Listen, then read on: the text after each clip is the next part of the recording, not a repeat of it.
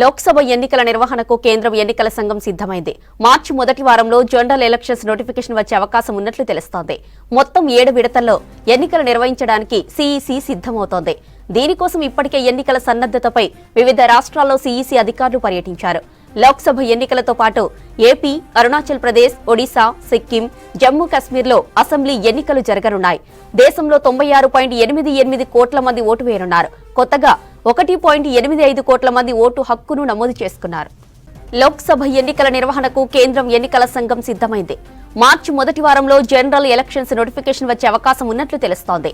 మొత్తం 7 విడతల్లో ఎన్నికలు నిర్వహించడానికి సీఈసీ సిద్దమవుతోంది. దీనికోసం ఇప్పటికే ఎన్నికల సన్నద్దతపై వివిధ రాష్ట్రాల్లో సీఈసీ అధికారులు పర్యటించారు. లోక్సభ ఎన్నికలతో పాటు ఏపీ, అరుణాచల్ ప్రదేశ్, ఒడిశా, సిక్కిం, జమ్మూ కశ్మీర్లో అసెంబ్లీ ఎన్నికలు జరగనున్నాయి. దేశంలో 96.88 కోట్ల మంది ఓటు వేయనున్నారు.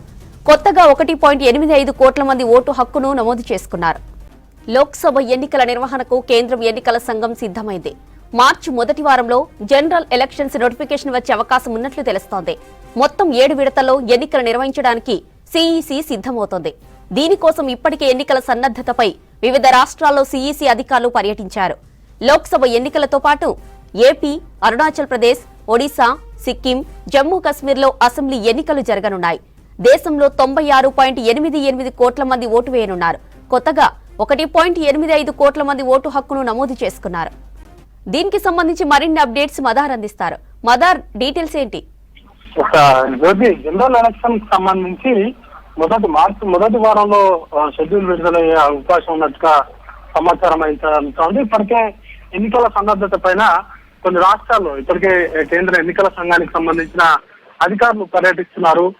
పర్యటించి ఆ రాష్ట్రాల్లో తీసుకోవాల్సినటువంటి ఎన్నికల సందర్భంగా పోలింగ్ బూత్ల నిర్వహణ కావచ్చు, లేకపోతే భద్రతా సిబ్బంది ఏర్పాటు, ఇట్లా వీటికి సంబంధించిన ఏర్పాట్లన్నింటిపైన కూడా ఇప్పటికే అక్కడ ఆ రాష్ట్రాల్లో పర్యటించి అక్కడ ఉన్నటువంటి తాజా పరిస్థితులు కావచ్చు వాటన్నింటినీ కూడా బేరీజు వేసుకుంటున్నారు. ఆ తర్వాత కూలంకషంగా ఒకసారి కేంద్ర ఎన్నికల సంఘం నేతృత్వంలో ఒక మీటింగ్ నిర్వహించి అన్ని రాష్ట్రాలకు సంబంధించి ఎన్నికలకు సంబంధించి ఎంత మేరకు సిబ్బంది అవసరం అవుతుంది, అలాగే ఏ వీవీప్యాట్లు కావచ్చు లేకపోతే ఈవీఎంల అవసరాలు ఏ విధంగా ఉండాలి, అలాగే షెడ్యూల్ కు సంబంధించి షెడ్యూల్ వచ్చిన తర్వాత తీసుకోవాల్సినటువంటి అంశాలు, అలాగే ఎన్నికలు సాఫీగా నిర్వహించేందుకు అవసరమైనటువంటి ఏర్పాట్లన్నింటిపైన కూడా చర్చించిన తర్వాత ఎన్నికలను ఎన్ని ఫేజుల్లో నిర్వహించాలనే దానిపైన కూడా ఒక డిసిషన్ తీసుకున్న తర్వాత ఎన్నికల షెడ్యూల్ పైన అధికారికంగా ప్రకటన అనేది కూడా చేస్తారు. ఎన్నికలు ఏ రాష్ట్రాలకు సంబంధించి ముఖ్యంగా ఆంధ్రప్రదేశ్, అరుణాచల్ ప్రదేశ్, అలాగే ఎన్నికలు ఏ రాష్ట్రాలకు సంబంధించి ముఖ్యంగా ఆంధ్రప్రదేశ్, అరుణాచల్ ప్రదేశ్, అలాగే జమ్మూ కాశ్మీర్ వంటి రాష్ట్రాలకు కూడా, ఒడిశా వంటి రాష్ట్రాల్లో అసెంబ్లీ ఎన్నికల నిర్వహణ అనేది కూడా ఈ సార్వత్రిక ఎన్నికలతో పాటే ఈ రాష్ట్రాల్లోకి సంబంధించి అసెంబ్లీ ఎన్నికలు అనేది కూడా నిర్వహిస్తూ ఉంటారు.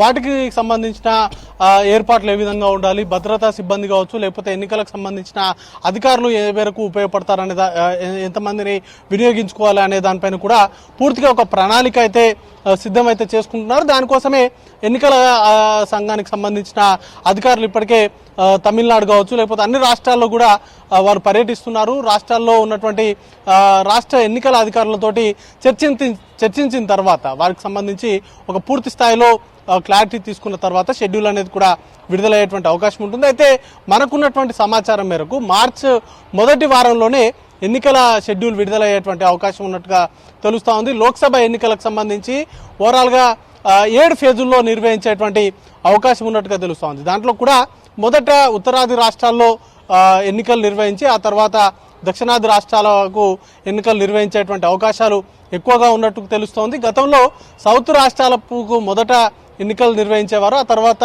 ఉత్తరాది రాష్ట్రాలకు సంబంధించిన రాష్ట్రాల్లో ఎన్నికలు అనేది కూడా నిర్వహణ అనేది కూడా జరుగుతూ ఉండేది. కానీ ఈసారి మాత్రం కొంత భిన్నంగా నార్త్ రాష్ట్రాల్లో మొదట ఎన్నికలు నిర్వహించి తర్వాత సౌత్ రాష్ట్రాల్లో ఎన్నికలు నిర్వహించాలని భావిస్తున్నట్టుగా తెలుస్తోంది. ఏదేమైనా మార్చి మొదటి వారంలో వీటికి సంబంధించి క్లారిటీ అయితే వచ్చేటువంటి అవకాశం ఉంది. అయితే మరొక వాదన కూడా తెరపైకి వస్తుంది. అప్పటి వరకు ఎన్నికల అధికారులు కావచ్చు, ముఖ్యంగా కేంద్ర ఎన్నికల సంఘానికి సంబంధించిన అధికారుల రాష్ట్రాల పర్యటన కనుక పూర్తి కానట్లయితే పూర్తి అయిన తర్వాతనే మార్చి 13 తర్వాత షెడ్యూల్ విడుదలయ్యేటువంటి అవకాశం ఉందనేటువంటి రెండు వాదనలు అయితే ప్రస్తుతానికైతే ప్రచారంలో ఉంది. ఒకటి మార్చి 4వ తారీఖు తర్వాత ఏ క్షణమైన ఎన్నికల సంబంధించిన షెడ్యూల్ విడుదలయ్యేటువంటి అవకాశం ఉందనేది ఒక ప్రచారం అయితే, మరొకటి ఎన్నికలకు సంబంధించి సన్నద్ధతకు సంబంధించి ముఖ్యంగా జమ్మూ కాశ్మీర్ కావచ్చు, ఆ రాష్ట్రాలకు సంబంధించి కొన్ని రాష్ట్రాలకు సంబంధించిన పర్యటన అనేది కూడా పూర్తయిన తర్వాత ఓవరాల్గా అన్ని రాష్ట్రాల్లో ఎన్నికల అధికారులు పర్యటించిన తర్వాత ఒకసారి కేంద్ర ఎన్నికల కమిషనర్ నేతృత్వంలో ఒక సమావేశాన్ని నిర్వహించిన తర్వాత ఎన్నికల షెడ్యూల్ విడుదలయ్యేటువంటి అవకాశం ఉన్నట్టుగా ప్రచారం అయితే సాగుతోంది. ఏదేమైనా ప్రస్తుతానికి ఉన్నటువంటి సమాచారం మేరకైతే ఎన్నికల షెడ్యూల్ మార్చి 4 తర్వాత విడుదలయ్యేటువంటి అవకాశం ఉంది జ్యోతి.